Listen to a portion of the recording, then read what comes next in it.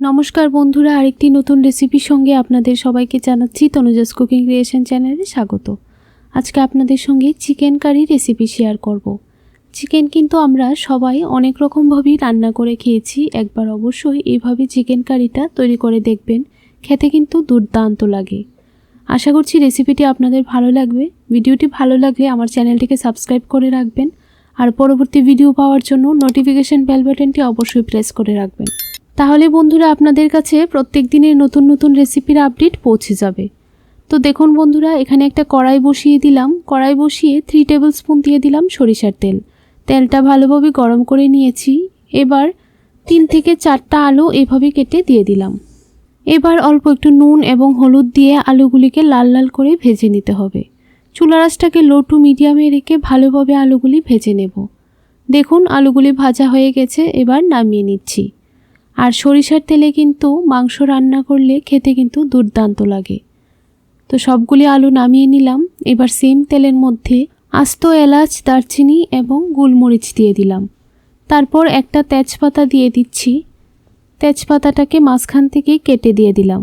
এবার দুটো মাঝারি সাইজের পেঁয়াজ কুচি কুচি করে কেটে দিয়ে দিলাম। পেঁয়াজটাকে একটু ভেজে নেব। প্রায় 2 মিনিটের মতো চুলার আঁচটাকে লোতে রেখে পেঁয়াজটা ভেজে নিতে হবে। তো দেখুন পেঁয়াজটা মোটামুটি ভাজা হয়ে গেছে। এবার এখানে দিয়ে দিচ্ছি 2 টিস্পুন আদা বাটা এবং রসুন বাটা।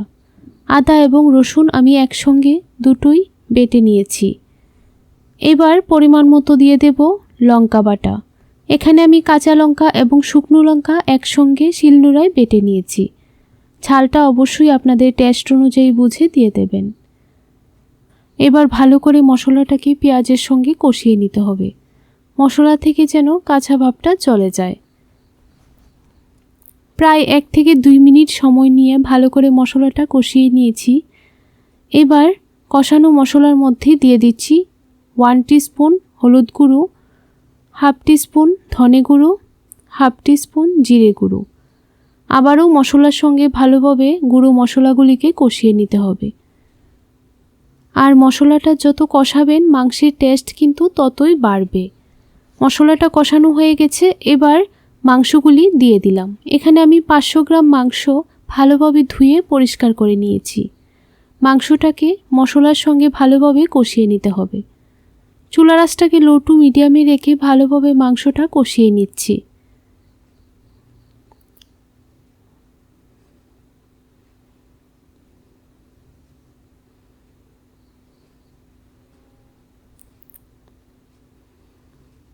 প্রায় 2 মিনিটের মতো মাংসটা কষিয়ে নিয়েছি। এবার পরিমাণ মতো দিয়ে দিলাম নুন।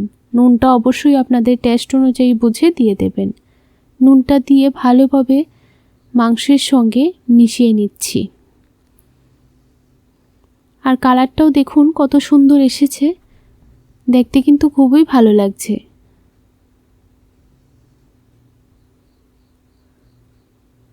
এবার ভেজে রাখা আলুগুলি দিয়ে দিলাম।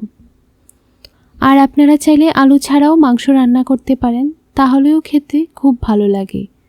তো দেখুন আলুগুলি দিয়ে ভালোভাবে মশলার সঙ্গে এবং মাংসের সঙ্গে কষিয়ে নিয়েছি। মাংসটা প্রায় কষানো হয়ে গেছে। এবার একটা মিডিয়াম সাইজের টমেটো এইরকমভাবে কেটে দিয়ে দিলাম। টমেটোটা দিলে কিন্তু মাংস রান্নার টেস্ট আরও বেড়ে যায়। এবার টমেটোগুলি দিয়েও কিন্তু খুব ভালোভাবে মাংসের সঙ্গে কষিয়ে নিতে হবে। মাংসটা কষানো হতে থাক, অন্যদিকে আমি চুলায় গরম জল বসিয়ে দিয়েছি। তো দেখুন জল এখানে পরিমাণ মতো দিয়ে গরম করে নেব। তো জলটা গরম হতে হতে এদিকে মাংসটাও কষানো হয়ে গেছে। আর গরম জল দিলে কিন্তু মাংস রান্নাটা খুবই ভালো হয়। মাংস কিন্তু খুব ভালোভাবে কষানো হয়ে গেছে। এবার গরম জলটা দিয়ে দেব। আপনারা মাংস যখন রান্না করবেন তখন ঠান্ডা জলের পরিবর্তে অবশ্যই গরম জলটা ব্যবহার করবেন, তাহলে কিন্তু মাংসের টেস্ট আরও বেড়ে যায়। তো জলটা দিয়ে দিলাম। জলটা দিয়ে ভালোভাবে মিশিয়ে নেব। তারপর 5 থেকে 6 মিনিটের জন্য ঢাকা দিয়ে দেব। তো 5 থেকে 6 মিনিট পর ঢাকনাটা তুলে একটু নাড়াচাড়া করে চেক করে নিচ্ছি মাংস এবং আলু খুব ভালোভাবে সেদ্ধ হয়ে গেছে। এবার দিয়ে দেব কিছু ধনেপাতা কুচি। শীতকালে দেখবেন এই ধনেপাতা কুচি দিয়ে মাংস রান্না করলে খেতে খুবই ভালো লাগে। তারপর হাফ টিস্পুন দিয়ে দিচ্ছি গরম মশলার গুঁড়ো। গরম মশলার গুঁড়োটা দিয়ে ভালোভাবে নাড়াচাড়া করে মিশিয়ে নিচ্ছি। বন্ধুরা, রেসিপিটি কেমন লাগলো অবশ্যই কমেন্ট বক্সে কমেন্ট করে জানাবেন। ভালো লাগলে একটা লাইক করে দেবেন আর অবশ্যই আপনার বন্ধুদের সঙ্গে খুব বেশি পরিমাণে শেয়ার করবেন। তো দেখুন, নামিয়ে নিলাম। দেখতে যতটা সুন্দর লাগছে খেতেও ভীষণ মজাদার হয়। একবার অবশ্যই বাড়িতে এইভাবে চিকেন কারি রান্না করে খেয়ে দেখবেন। আশা করছি আপনাদের ভালো লাগবে। তাহলে আজকের জন্য এতটুকুই। পরবর্তী ভিডিও দেখার জন্য আমন্ত্রণ রইল। আপনারা সবাই ভালো থাকবেন, সুস্থ থাকবেন।